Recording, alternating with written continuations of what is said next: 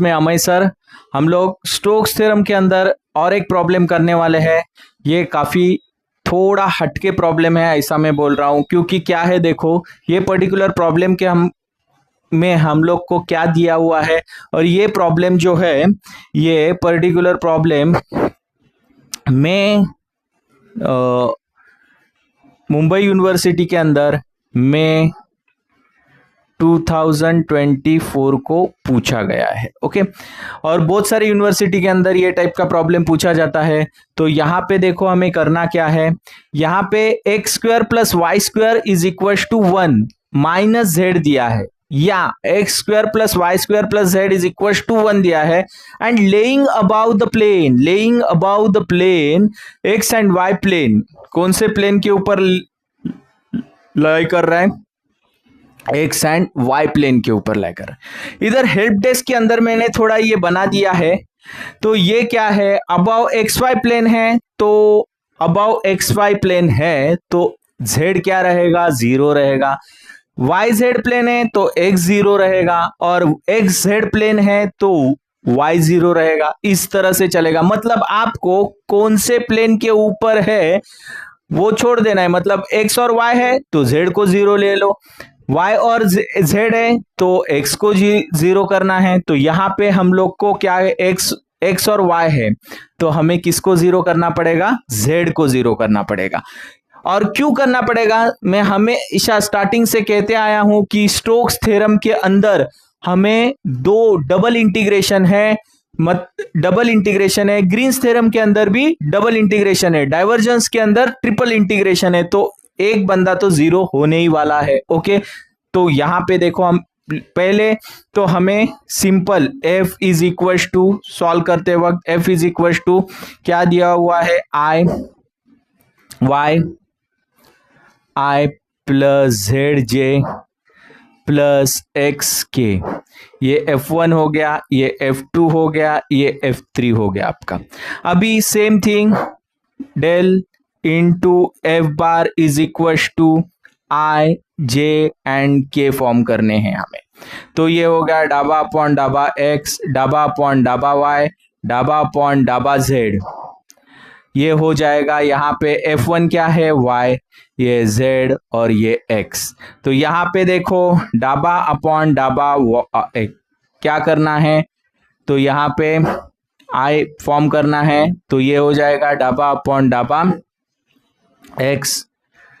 y और इसका x रहेगा माइनस डाबा अपॉन डाबा z, तो यहाँ पे आपको z रहेगा माइनस j साइन बीच में, यहाँ पे आप करेंगे तो क्या रहेगा, डाबा अपॉन डाबा x माइनस डाबा अपॉन डाबा y है,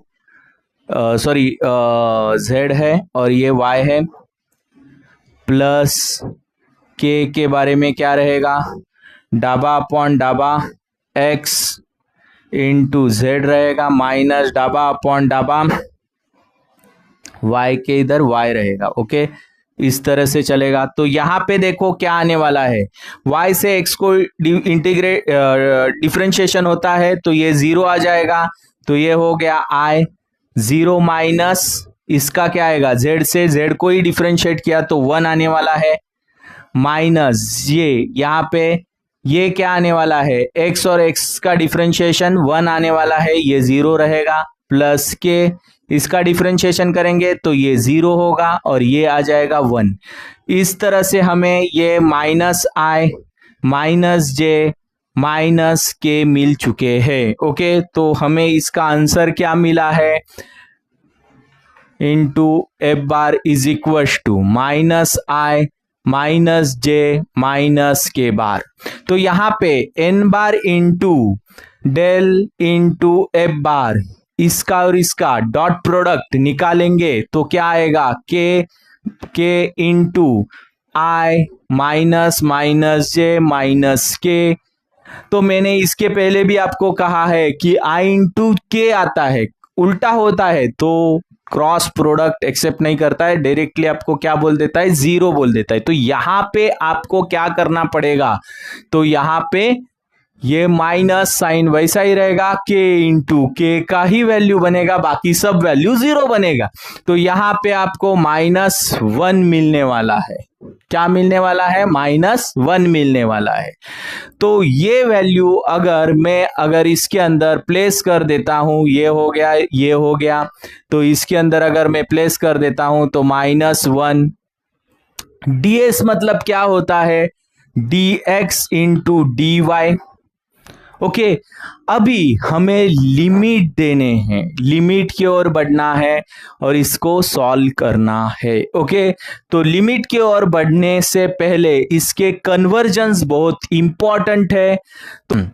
तो ये जो सम है, ये पर्टिकुलर जो सम है, ये आया है, इसको हमें पोलर फॉर्म में कन्वर्ट करना है। पोलर फॉर्म कन्वर्टिंग, तो पोलर फॉर्म में कन्वर्ट करते वक्त x का वैल्यू रहता है r cos थीटा, y का वैल्यू रहता है r sin थीटा और dy इंटू dx का वैल्यू रहता है r dr into D theta. इस तरह से चलेगा। यहां पे आप देखेंगे तो इसका डायग्राम हम लोग बना लेंगे। तो ये जो पर्टिकुलर इक्वेशन है, इसके अंदर हम लोग बात करेंगे, ये हो गया आपका x² plus y² plus z² is equal to 1। और दूसरा वाला एक इक्वेशन दिया है और करके लिखा है ना मैंने, मतलब ऐसे भी पूछ सकते हैं, ऐसे भी पूछ सकते हैं, मतलब कभी कभार ऐसा भी सम आ सकता है, इनका मीनिंग सेम ही होता है। अगर ऐसा आता है तो इसका मीनिंग होता है lying on XY plane, XY plane के ऊपर लाए है तो Z का वैल्यू क्या बनता है? खत्म स्टोरी। तो ये स्टोरी यहां पे खत्म हो जाती है। हमें क्या मिलता है? x² plus y² is equal to 1।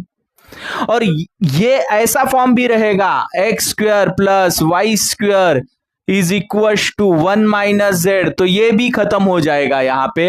हमें यहां पे भी ऐसा ही फॉर्म मिलने वाला है, क्योंकि यहां पे क्या कहा गया है? z इज ग्रेटर देन 0, तो ये खत्म।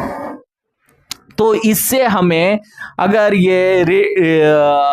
ये किसका इक्वेशन बनता है? ये सर्कल का इक्वेशन बनता है। तो सर्कल का मेन इक्वेशन क्या है? x² plus y² is equal to r²। तो इसके साथ ये कंपेयर करता हूं तो r का वैल्यू मुझे क्या मिलता है? 1। r का वैल्यू मुझे मिलता है 1। तो ये सर्कल में यहां पे ड्रॉ करके लेता हूं इस तरह से। तो ये सर्कल का जो सेंटर रहेगा वो 0 पॉइंट पे रहेगा। यहां से अगर ये स्टिप ऐसी रहेगी तो यहां पे तक रेडियस क्या रहेगी? r इज इक्वल टू क्या आने वाली है? 1। रेडियस इज इक्वल टू 1 आएगी।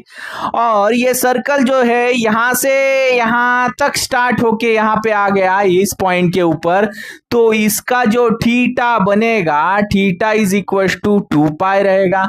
2 पाई मतलब 360 डिग्री रहेगा। उसको रेडियंस में कन्वर्ट करेंगे तो 2 पाई रहेगा, तो हमें 2 पाई लेना है इंटीग्रेशन निकालते वक्त।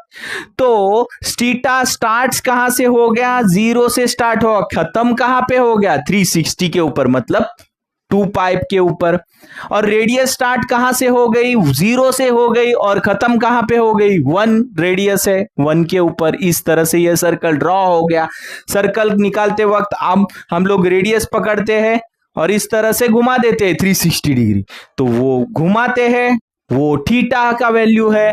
और जो रेडियस के अंदर, प्रोडक्टेंट के अंदर जो वैल्यू पकड़ते हैं वो रेडियस होता है। सिंपल, वो रेडियस का वैल्यू 0 से लेके, तो यहां पे हमें कन्वर्जन करना है। तो कन्वर्जन करते वक्त देखो, ये जो पर्टिकुलर फॉर्म है इसके अंदर r dr d थीटा लिख देता हूं। ये माइनस साइन इसको चिपक के ही रहेगा। ये हो जाता है। अभी देखो, इनर लिमिट किसके देने हैं? हमें r के देने हैं। तो r अंदर रहेगा। r का स्टार्ट फ्रॉम 0 से हो रहा है, r कहां खत्म कहां पे हो रहा है? 1 पे हो रहा है। और आउटर लिमिट थीटा के रहेंगे। थीटा स्टार्ट्स फ्रॉम 0 से हो रहा है, खत्म कहां पे हो रहा है थीटा 2 पाई के ऊपर हो रहा है। इस तरह से मैंने ये वैल्यूज ये पूरा का पूरा जो ये है ये कन्वर्ट किसके अंदर कर लिया, पोलर फॉर्मेट के अंदर कर लिया।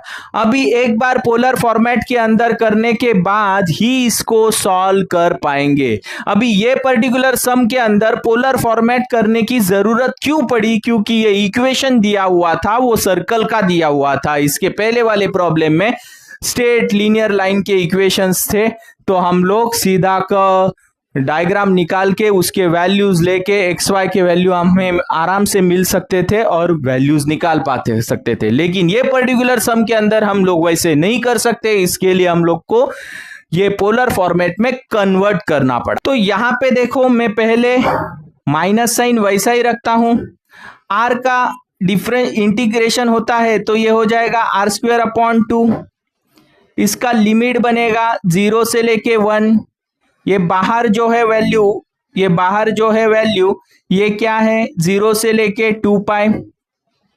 यहां पे अगर मैं 1 सब्स्टिट्यूट कर देता हूं तो 1 माइनस 0, ये 1/2 माइनस बाहर है, इसको माइनस साइन रहेगा।